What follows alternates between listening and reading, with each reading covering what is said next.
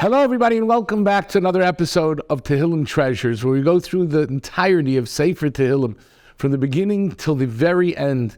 Timeless words of David HaMelech giving Chazaq to everyone in Klal Yisrael.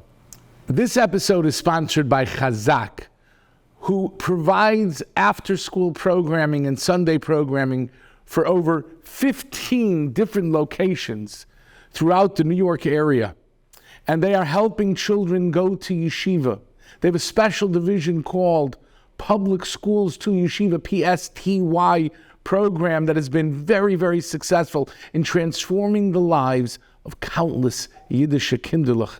If you know anyone that is in need, please let us know. You can join helping the over 1,200 children who have benefited from this program. The number is 718-285-9132 or psty@chazaq.org.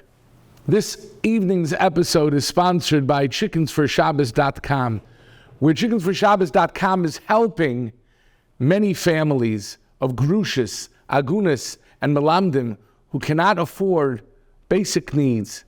Try to imagine for a moment not having the necessary funds to be able to pay for your basic needs. Please help them at chickensforshabbos.com. Your dollar will go a long, long way. In this week's episode, we will be doing Perek Samach Zayin and Perek Samach Ches as we continue our journey to David HaMelech's timeless Sefer Tehillim. So Perek Samach Zayin begins Lamnatseach b'neginois mizmor shir. And while some of you may be familiar with this perek, you probably have seen the image of this perek. The 67th perek of Tehillim, says the Chidah, is supposed to be made or is found sometimes in the shape of a menorah. And it's replete with remozim. David HaMelech, we are told, engraved this kapitel Tehillim on his shield. What an image that makes.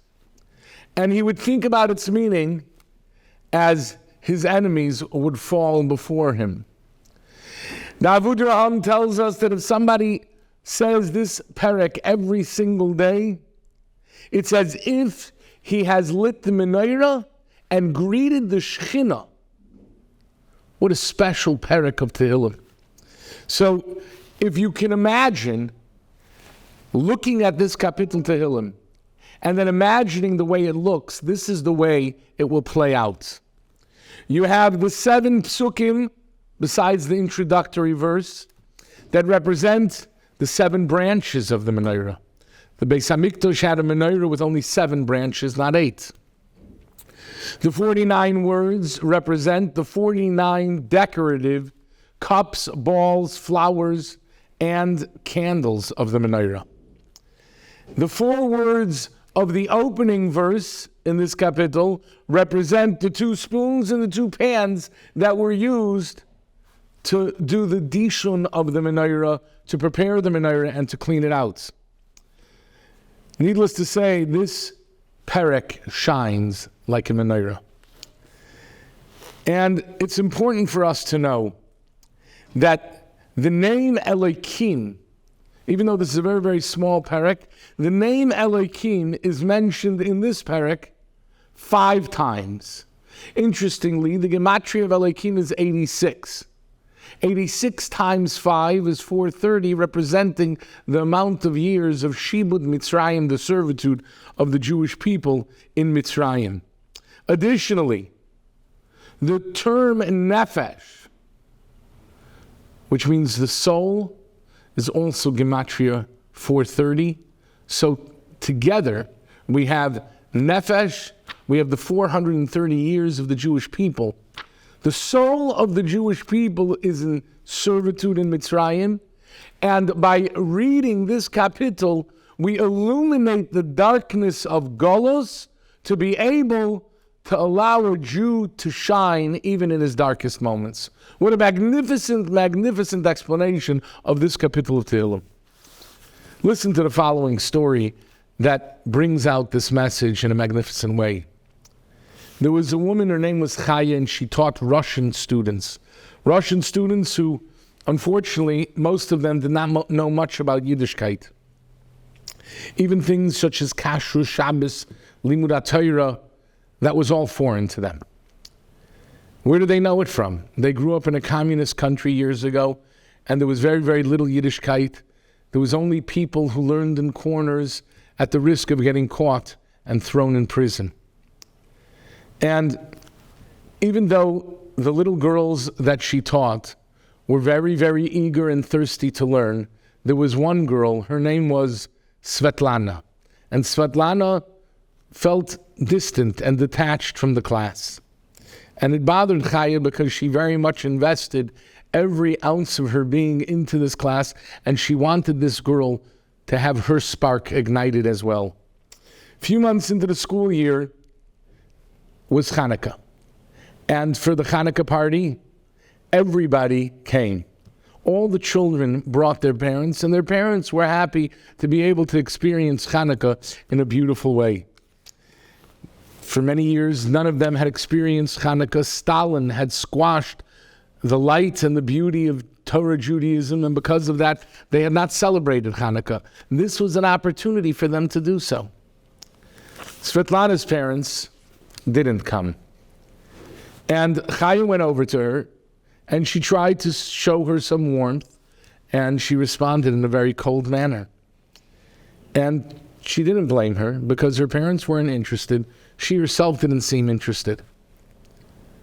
And then it was time to go home.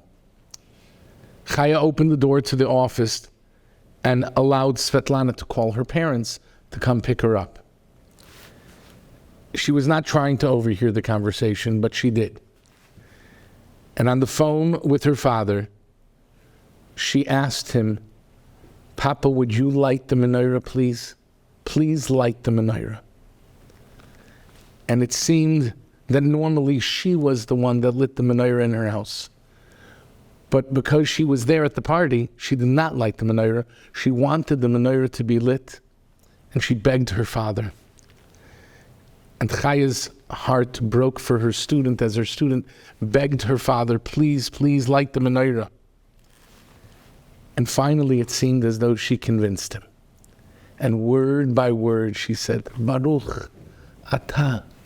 And she said the entire bracha, "L'hadlik ner shel Chanukah." And this girl with tears streaming down her face was teaching her father, who finally had given in, to be able to participate in a little bit in the excitement and in the light of Hanukkah.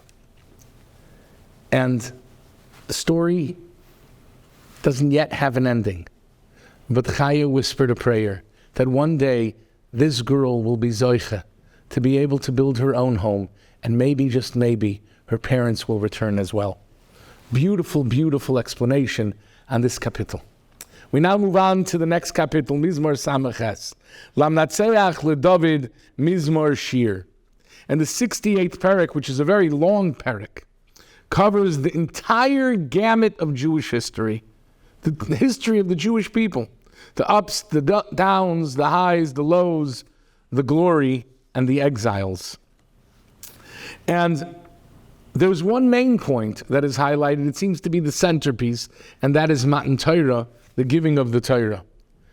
Interesting, this is the 68th chapter of Tehillim. 68 is Gematria Chaim, life, because Torah, indeed, the centerpiece of this chapter, the centerpiece of the Jewish people's history, is our life. And with it, we are a nation that is full and vibrant, full of life. But if Chas v'Shalom, we abandon the Torah, then the Jewish people can have no existence. And we have to realize that. We have to realize that it is Torah that keeps us alive. And people go around and they collect for Torah, and we think we're doing them a favor by giving to their yeshiva. It's not true.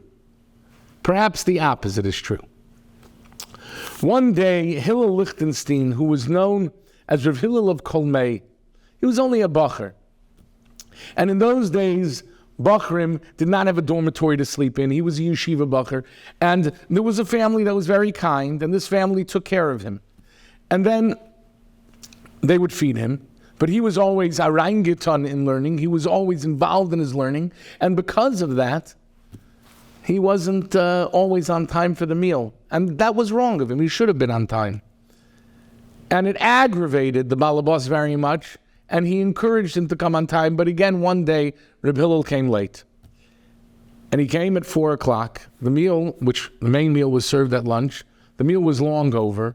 And he walked in only to apologize. He didn't expect any food. And they gave him a piece of their mind. And they said, don't you realize that the only reason you eat is because of me? The least you could do is be on time. And Hillel, who was a young boy, said, I'm so sorry. And I apologize, and I hope that in Mitzvah Shem it won't happen again, but I must correct you. My Rabbeim taught me that it is not I that eats because of you, but on the contrary, it is your schus, your privilege to be able to feed me. And you are zoiche to parnasa only because you feed Torah. We must realize Chaim is our life. Chaim keeps us alive. And by supporting learning, not necessarily monetarily wise, although we certainly should do that, but to support and give our encouragement and positivity and chashivos and importance and encouragement to learning, that's what keeps us alive, and that's what keeps collectively the Jewish people alive. Until next time, sei gesund.